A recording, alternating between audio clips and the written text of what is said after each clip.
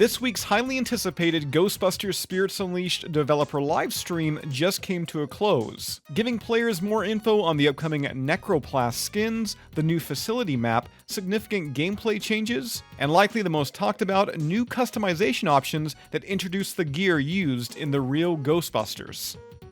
First teased earlier this week, the Necroplast skins, they are now confirmed to be a limited time Twitch drop, being available from February 1st to 16th, and to unlock these, players, they're going to have to attach their Twitch account to their Ghostbusters Spirits Unleashed account.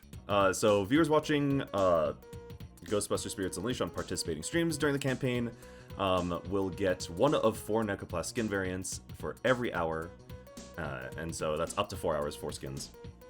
And if you are a streamer, all streamers can participate and promote this via the Twitch drop system. All you have to do is connect your account as well, but then make sure your category is set to Ghostbusters Spirits Unleashed while streaming the game, and that should be everything. From there, we've got some coverage on the upcoming map Facility. And while no actual footage of Facility was shown, a new screenshot was shared in addition to yesterday's feature, showing a rather desolate hospital hallway.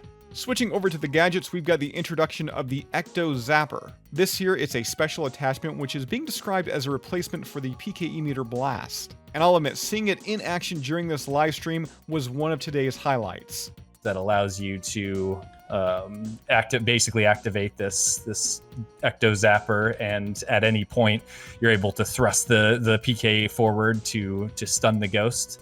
In place as well as inside of objects. That way you're able to, it has a quicker cooldown, and it allows you access to I think it does have a little bit quicker of a stun on it as well, but it does have, with that quicker cooldown, it lets you get back into the action a little bit faster. But you cannot, of course, see or detect when the zapper is activated. Now this is pretty exciting. We've got new secondary gadgets, with the first being a Ghostbusters staple, the Belt Gizmo. And this one here, it is going to be used to lower your ectovision signal. This guy is a passive gadget that you equip, and this is actually something that provides a unique feature that dulls your ectovision signature. It doesn't eliminate it completely, but it does provide you with a little bit of an easier time when trying to sneak around and avoid ghosts that are using their ectovision effectively. The Disruptor Pylon was also shown, and this is going to serve to prevent possession of nearby objects while targeting and destroying anything actively possessed. It's also going to deal damage to any ghost brave enough to get close to the thing. Let's show off the Disruptor Pylon. Oh yeah, sure.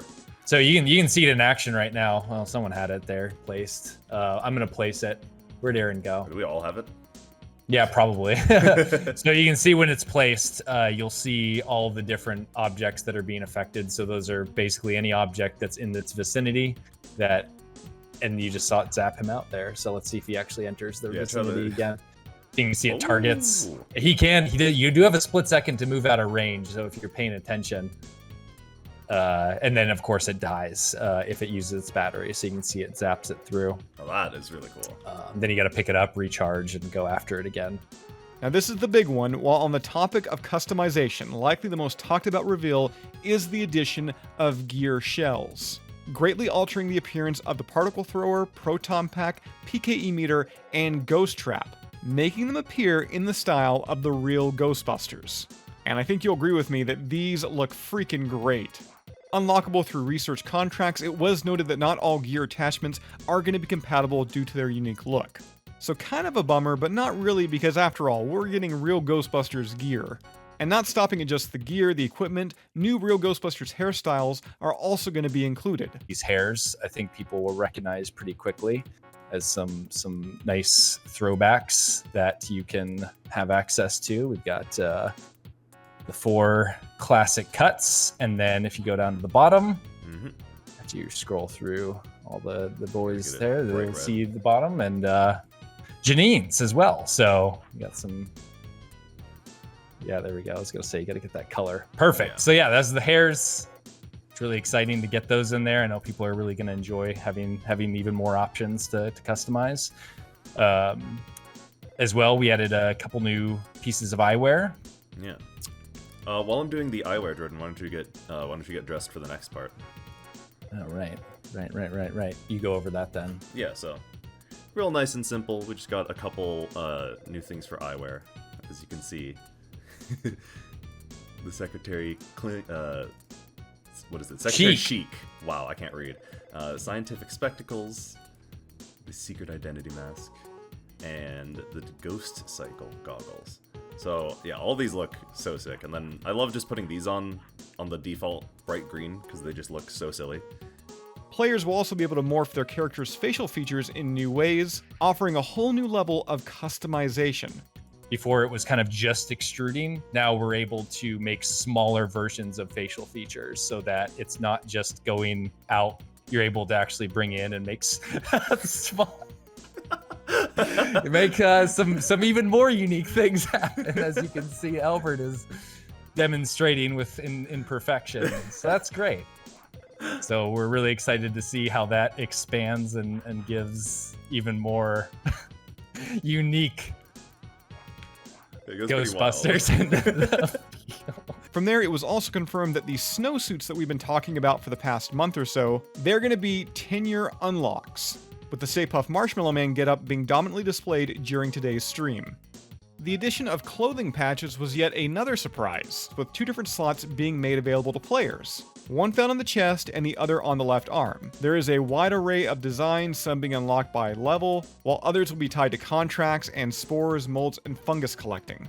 This is also going to add a corkboard within the firehouse to help display what's been unlocked. No doubt an obvious nod to Hook and Ladder 8's real-world display of franchise patches. Another huge change comes in the way of remanifestation, which is going to give a ghost the option to respawn as an entirely different Spectre class. No, who's trapped? Okay, it's space. Space. I was hitting R. Okay, here we go. But yeah, you can switch. I should be higher level here. Whoops, but for example, there we go. So yeah, you can switch. That took a while, but you can switch ghosts in game now. It's called the Ghost Remanifestation menu.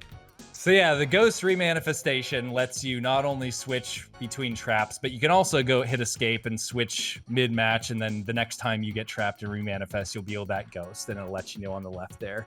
From there, additional notes and gameplay changes, they're going to include things like new opening level cinematics, like you're taking a look at right here, a news bulletin feature that will be available within the Firehouse informing players of updates, events, and announcements. For those looking to do what they need to do even faster, a quick access menu is going to be available for both the Firehouse and the Ghost Realm. It was confirmed that revamping the gear customization UI menu is going to be part of an upcoming patch, so not the next one, but yeah, an upcoming one.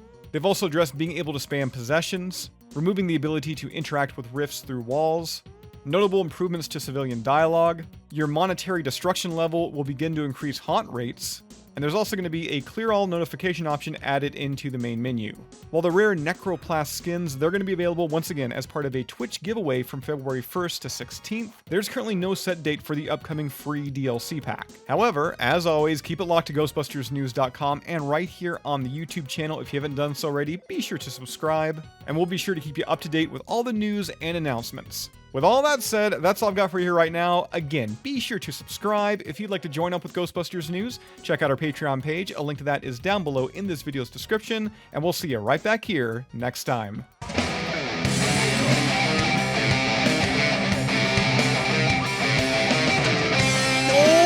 I just missed. Did you just...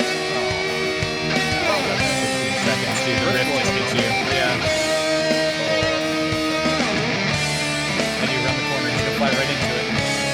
Because I'm a professional! Oh, I don't know if you show off. There's a couple... if you look at your trap before you pick it up, you'll notice that should be... is that your trap instead?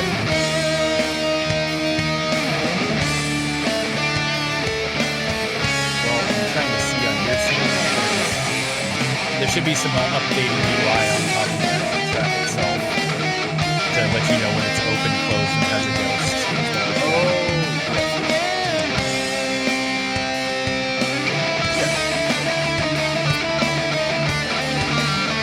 He's behind you. Behind you. I got him. Get him. Get him. Get him. Get him. Wait, my battery's